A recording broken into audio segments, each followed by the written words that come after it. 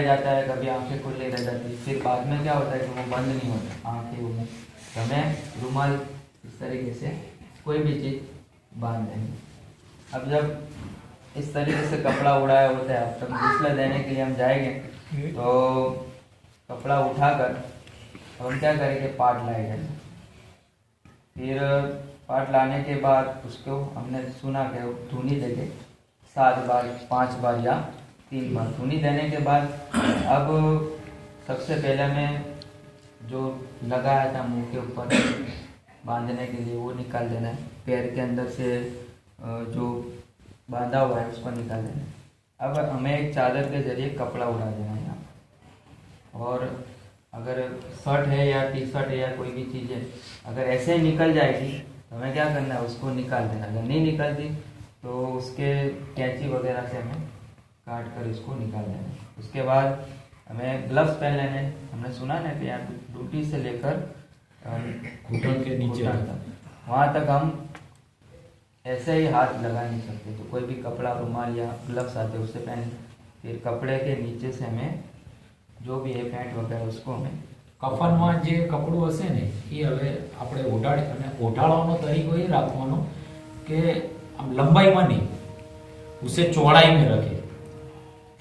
बोलो बाहर एक रूमाल से ये चित्र उसका दिखेगा, तो कपड़ा इस तरह रखा जाए कि जब हम घुमाए ना तो ये ज्यादा हो, तो इसलिए कोई चित्र वगैरह दिखे नहीं।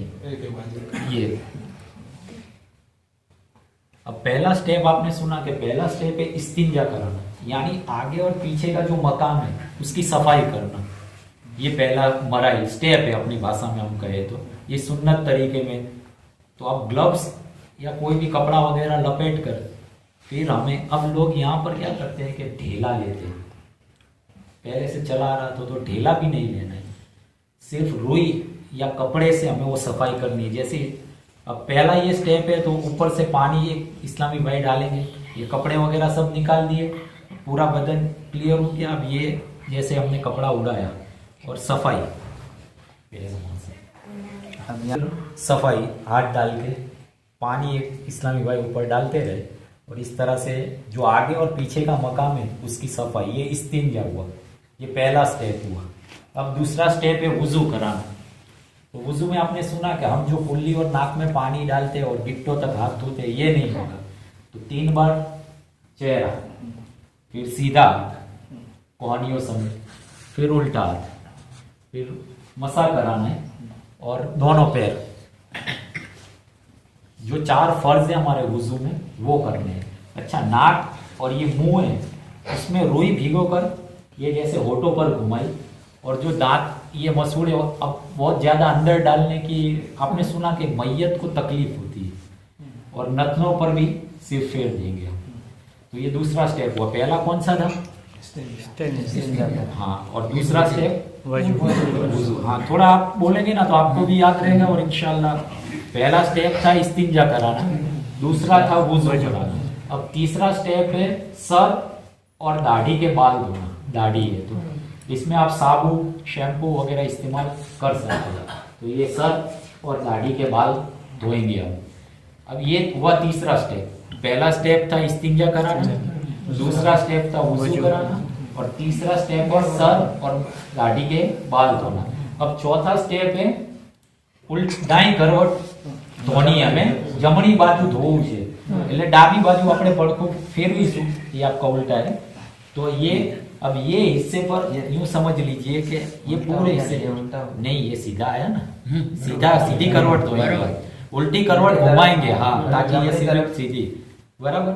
तो ये इस तरह से पानी डालना है। अच्छा, यहाँ पर जब पानी डालेंगे तो एहतियात के साथ के नजर भी नहीं डालनी। हम एक हमारे अपना अंदाजाથી ધોવાનું ઇન્શાલ્લાહ। આ ઉપર સુધી તો બધું એ રીતથી ધોવાનું, આ ભાગ બધો જ કમ્પ્લીટ, અને અહીંયા નીચે આ રીતથી ये पूरा हिस्सा धोएंगे।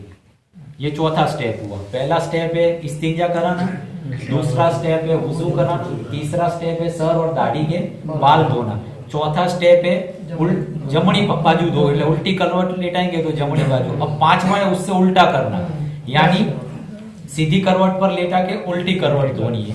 ये 5 स्टेप हो गए, बराबर। अब छठा स्टेप है फिर से इस्तिंजा। तो मैयत को इस तरह से बहुत ज्यादा नहीं करना, कंप्लीट है, कोई बात नहीं, थोड़ा सा बराबर। कई बार क्या होता है कि जिस्म अकड़ भी जाता है, तो इसमें फिर मैयत को तकलीफ के बहुत वो होते हैं, तो हमें जितना हो ना मैयत को तकलीफ ना हो इस तरह से हमें गुस्ल देना है।